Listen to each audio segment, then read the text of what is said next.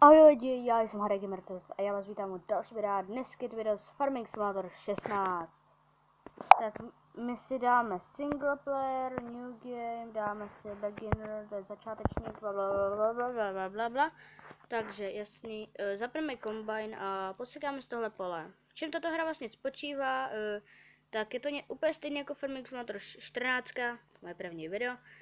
Teď jsme si zahrát o svoji farmu, akorát, že toto je novější verze a my si jdeme zahrát. Jenom jsem vás chtěl upozornit, že verze 2014 už nebudu točit, protože je tady ta novější a připadá mi taková lepší a realističtější. A to v tom, že se třeba tady špiní stroje, děláte za sebou koleje, jako myslím, který potom zmiznou.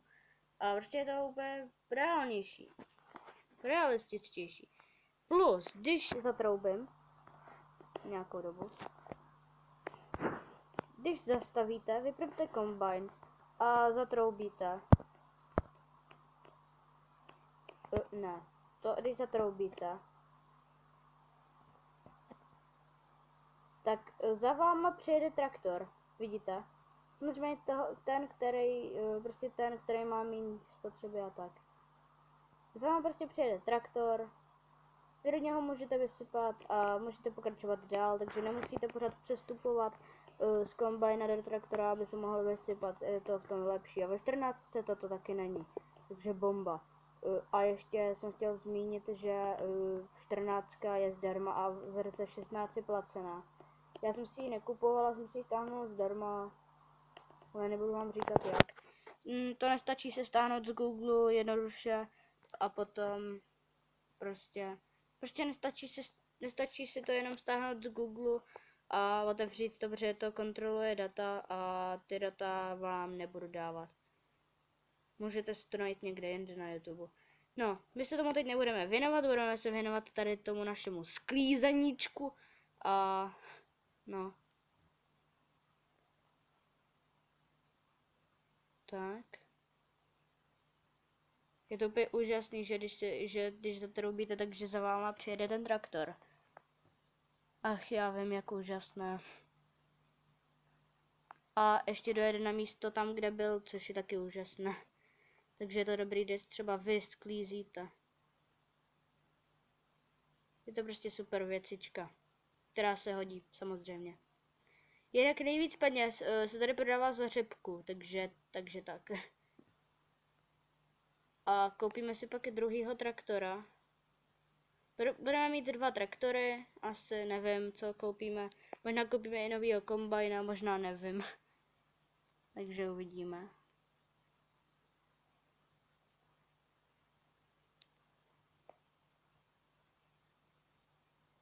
Tak jo.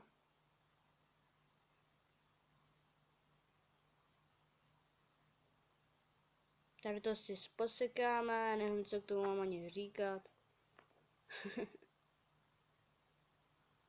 To teda fakt nevím. Možná, že by tady to vyšlo na 1 celou. No, tak já když na tom uvažuji, tak asi ne. Asi to nevyjde na jedno vysypání. A nebo možná jo. Nebo možná jo, ale to nevím. To nevím, jestli jo nebo ne. Já jsem vynechal.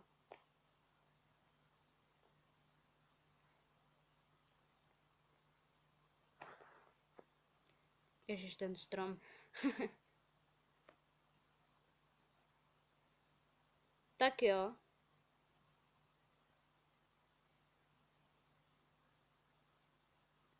Šup. Dělej.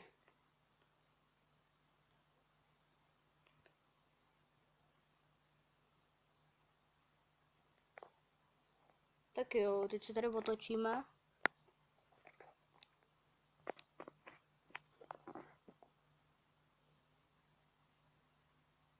No, to bych mohl dát, to by dal, no. I když teď,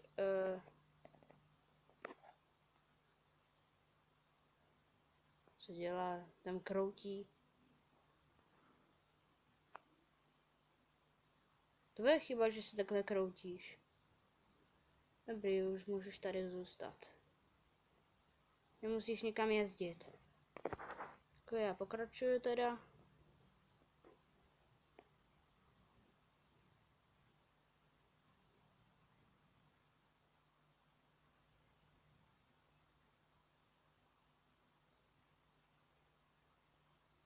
Tak. Pojď, pojď, vytočíme to. Jo, vytočili jsme to. Tady to už bychom mohli dát na jednu řadu. Ale pochybuju o tom trochu. No výborně, dali jsme to na jednu řadu. Nebo dáme to, doufám, na jednu řadu. Nevím, jestli to dáme na jednu řadu, ale snad jo.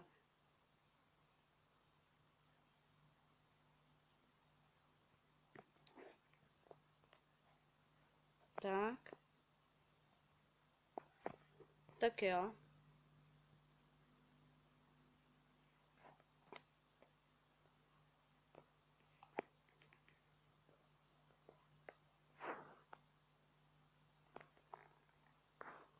Couvat. Tak, kombajna si zaparkujeme třeba, já nevím ani. Můžeme si ho zaparkovat třeba sem. Toho kombajna nebudeme nějak často používat. Jo. Počkej, cože? Tak to je hustý. Tak tohle to pokaždé budeme dělat, takhle to vypadá líp. Tak to jsem nevěděl. Ono to takhle dokonce i, no tak to je perfektní. Jinak tohle to teď dovezeme do siláže. Ta je tady někde. A později budeme ji prodávat. Až budeme mít toho traktora, tak ten to tam bude dovážet z těch siláží, takže až budeme mít toho druhého traktora, no. Ale z čeho zase?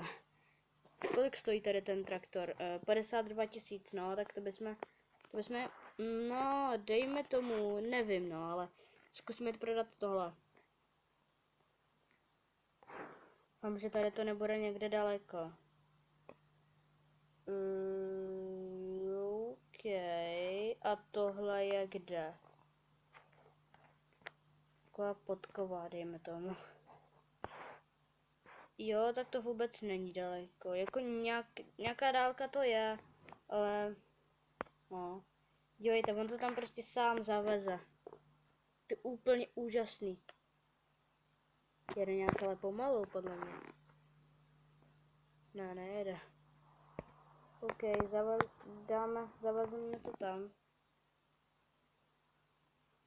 Bo. On to tam zaveze, já ne, on to tam veze. Mám se teď, co tady ty zvuky, co slyšíte?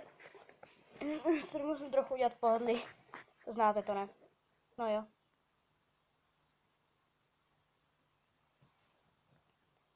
A hustý je, že jezdí po těch cestách. No jo, tak počkej, ten kombajn je podle mě nějak vzadu hodně. Ten kombajn je podle mě nějak hodně vzadu, takže trošku dopředu. S ním popojet. A jo, už je to lepší. No. On to tam doveze teda.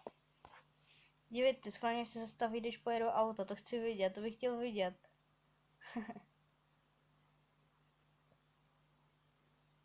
Počkej, on co jede jako umejt, nebo co? Ne, nejede, on teď zatočí doleva.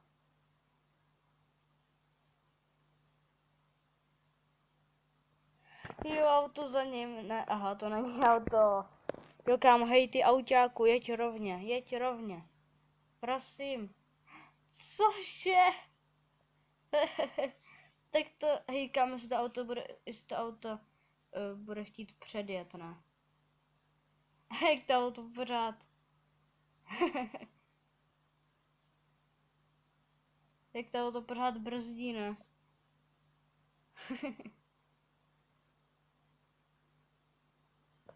Jde to.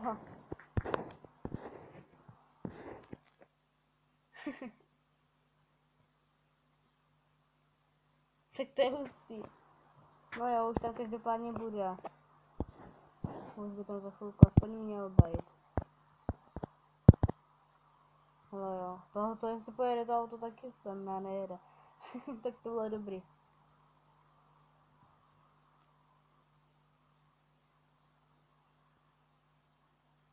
Jasný, on to tady vysypá. Jinak, teď to nevyvážím já, teď to vyváží na nějaký traktor. No ten zaměstnanec vlastně. A až tam dojedem, tak mu dáme další várku. A když dám... Tak ono to nepojede, nebo pojede. Tak tu řepku, tu prodáme na... teď tu řepku teda asi. A tu bychom mohli prodat na... Harbor, jo, takže taky tady prodáme tu řepku. No oni to dělají, aby to bylo daleko, že jo. No jo. Počkej, ono je tady ještě, jo, tady řepku jasně neprodávají. Jo.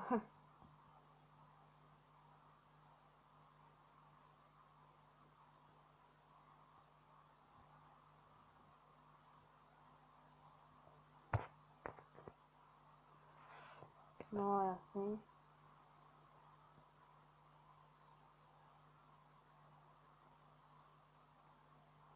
Možná bychom se pak mohli věnovat i tomu dřevu, ale když se podíváme na ceny toho dřeva,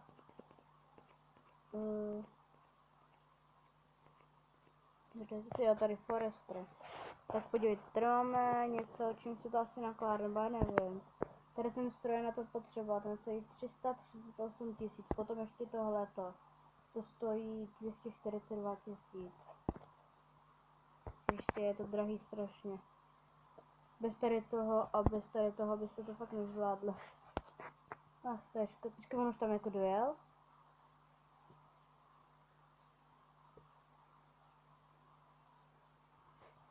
To on tam mezi tím dojel.